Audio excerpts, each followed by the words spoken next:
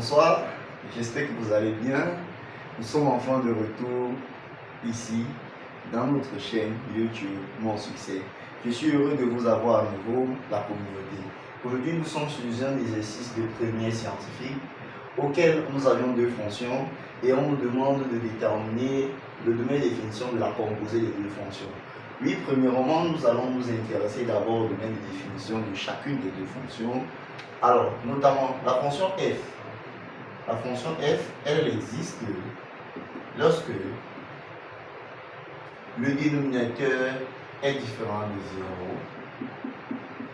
Parce que quand nous sommes en classe de cours moyen 2 au primaire, on nous demande de ne jamais mettre 0 dénominateur. Et alors, c'est sur cette base que nous mettons x plus 1 différent de 0. C'est donc notre seule contrainte présente là-bas sur f. Alors, une fois que nous l'avons, cela veut dire que x est différent quand plus 5 traverse, ça va changer et ça devient moins 5. Et donc, le domaine de définition de f sera tout simplement r privé de cette valeur qui est moins 5. Et si nous voulons écrire sous forme d'intervalle, nous traçons notre intervalle. Là, nous mettons moins infini. Ici, nous mettons plus infini.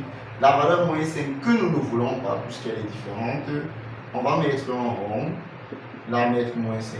Nous sommes donc en train de dire, sous un autre angle, que x doit être différent de moins 5. C'est-à-dire, x est toute autre chose sur cette droite, sauf moins 5.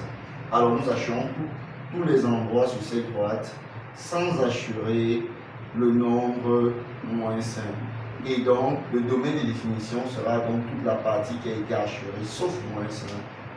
On prend donc moins l'infini, point virgule, moins 5. On ouvre parce que c'est un rond, on ne l'a pas pris. Moins 5, plus l'infini. Voilà le domaine de définition de f. Quant au domaine de définition de g, ça c'est niveau 3e. Quand nous avions la présence du radical, tout ce qui s'y trouve à l'intérieur doit être supérieur ou égal à 0. Ça, c'est le niveau 3e. Alors, une fois que nous l'avions, nous pouvions l'écrire.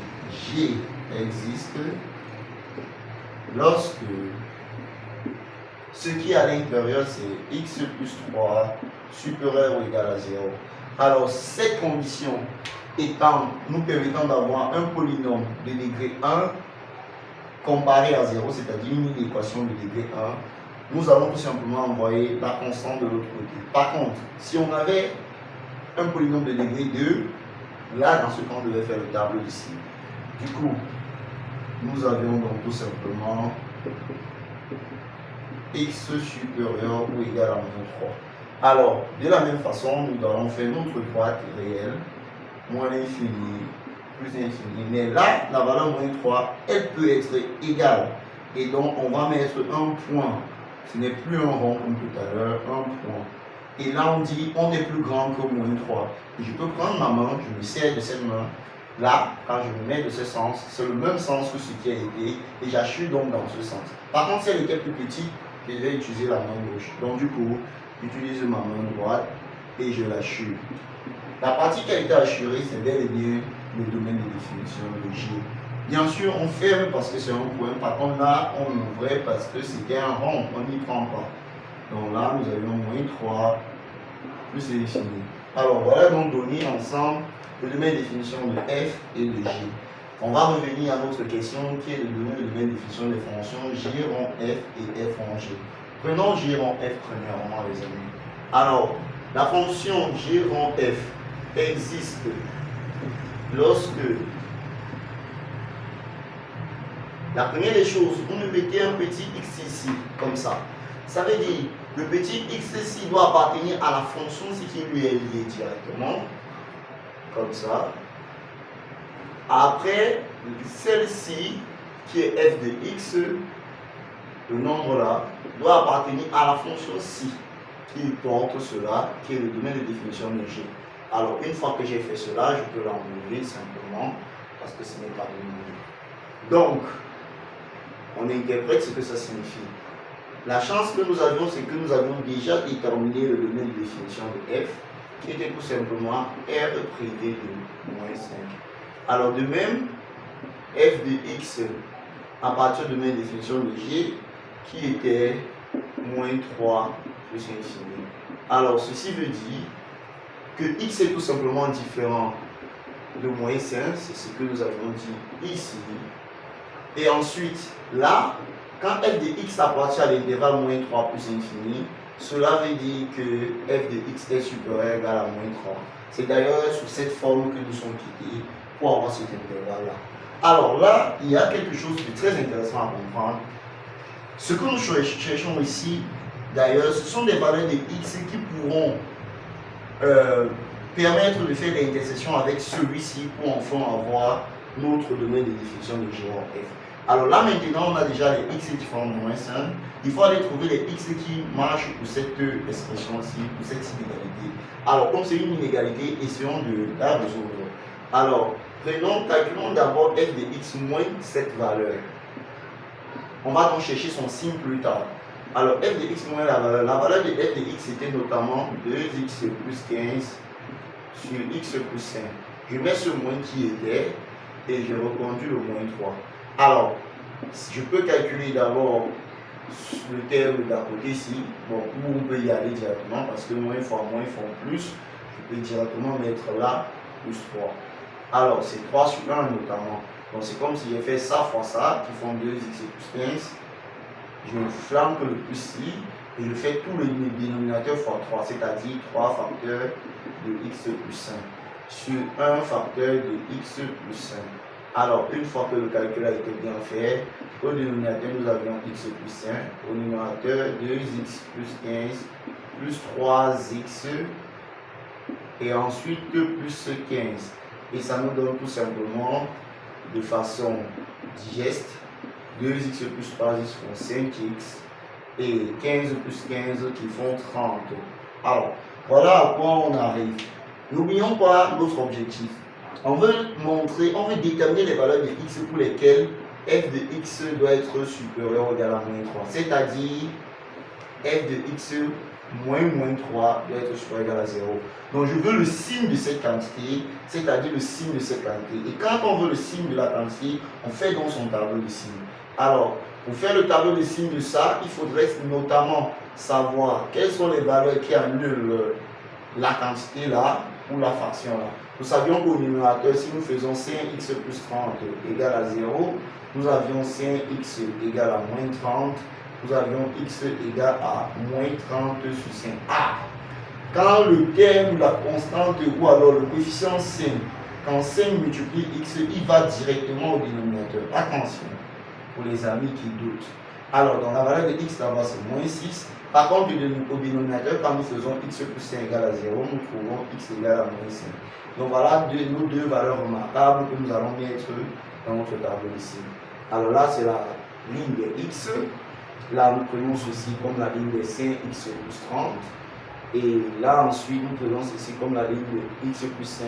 Et enfin, ceci, tout ceci, qui est donc f de x plus 3, que nous voulons son signe, notamment nous voulons quand est-ce qu'il est positif.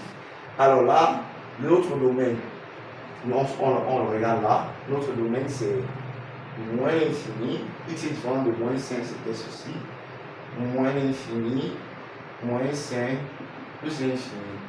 Sauf que, on remet maintenant les valeurs remarquables, il y a déjà moins 5 qui est présent, puis on ajoute moins 6. Quand le nombre est négatif, le plus petit est celui qui a la plus grande valeur de façon en valeur absolue, bien sûr. Alors, ce moins 6 annule ces quantités, il vient forcément annuler la quantité ici qui est la fraction. Parce qu'une fraction n'est nulle que lorsque son numérateur est nul. Alors là, de ce côté, ça n'annule que celui-ci. Et comme ça annule le dénominateur, on va mettre 2 barres. Alors, une fois que nous l'avions fait, il faut trouver le signe. Maintenant, vous allez dire signe contraire. A, signe de A, je vous apprends une autre méthode. Si notamment je prends une valeur de x ici qui vaut 0, si je prends x égale à 0, je calcule le terme ici en 0, ça fait 5 facteurs de 0 plus 30 qui nous donne 30. Je compare ce 30, je veux le signe de 30. 30 est un nombre positif. Là où j'ai pris 0, je mets un plus. Quand je traverse ici, il n'y a pas un rond, donc ça garde le même signe. Mais lorsqu'on traverse le rond, ça change. On fait pareil ici. Quand x c'est 0, Alors, que devient x plus 5? Ça devient tout simplement 5 qui est aussi positif. Donc là où j'ai pris 0, je flanque un plus. Quand il traverse le rond, moins. Et là, moins. Donc, comme c'est une fraction que nous sommes en train de faire, là, en faisant moins divisé par moins, ça revient encore à faire moins fois moins. Donc tout simplement, moins fois moins qui font plus fois moins qui font moins, plus fois plus qui font plus. Or, maintenant, on voulait que cette quantité soit positive, c'est-à-dire, c'est la partie ici, parce qu'on a eu un plus là, c'est-à-dire, c'est la partie ici, sans notre 0 aussi, parce qu'on a eu un plus là. Et donc, f de x plus 3 est supérieur ou égal à 0 lorsque x appartient à l'intervalle moins l'infini, moins 6. Alors là, je vais fermer en moins 6 parce que là, c'est supérieur ou égal et cette valeur moins 6 annule le numérateur. Donc là, on ferme en moins 6 et puis on met union, on vient prendre l'intervalle là. Par contre, ici, on ouvre en moins 5 parce qu'il annule le dénominateur. Il y a 2 barres, ça se voit, plus l'infini. Maintenant, une fois que nous avons trouvé ceci, on va faire l'intersection avec celui-ci parce que l'information ci, c'est ça qu'on vient de trouver ici. Alors, en faisant l'intersection des deux domaines, je rappelle que le domaine ci, c'est ce grand domaine. En faisant l'intersection, on va simplement trouver ce même domaine ci. Allons-y ensemble. Alors, là, nous avions moins l'infini. Ici, nous avions plus l'infini, les amis. On peut faire cela ici, si vous souhaitez, bien évidemment. Pour que ce soit plus propre pour nos amis de première. Si vous êtes encore là, à ce niveau, n'oubliez pas de vous abonner, de liker, de partager. Faites de même pour les groupes que vous avez. Permettez aux autres de comprendre les mathématiques. Terminons, les amis. Alors là, nous prenons ce domaine-ci d'abord, qui est le domaine de x ici. Alors là, moins l'infini, plus l'infini, le moins 5 avec le rond, puisqu'on ne prend pas moins 5. J'achète ce domaine comme ça, dans ce sens, dans ce sens, dans ce sens. Alors, je vais représenter le domaine ici. On a besoin de mettre le point moins 6. Et comme c'est fermé en moins 6, nous allons mettre un point. Là, on suppose que voilà, moins 6. Et hachons ce domaine de moins l'infini à moins 6. On achète dans ce sens pour ne prendre que l'intersection. On achète jusqu'à moins 6. Et puis, de moins 5 en plus infini. Et voilà, voilà, voilà. Et donc, finalement, le domaine de définition de G rond F est là où nous avions assuré deux fois, c'est-à-dire moins l'infini, moins 6 fermé, parce qu'on a assuré 6 deux fois, moins 6 deux fois, pardon, et puis moins 5 plus infini. Alors les amis, vous ferez en exercice, bien sûr, le domaine de définition de la fonction f rond G pour les mêmes fonctions données. Et n'oubliez pas que vous aviez au premier commentaire le numéro pour poser vos questions sur WhatsApp. Je suis très heureux que vous soyez encore là et surtout n'oubliez pas, nous sommes toujours avec vous et que Dieu vous protège. Merci.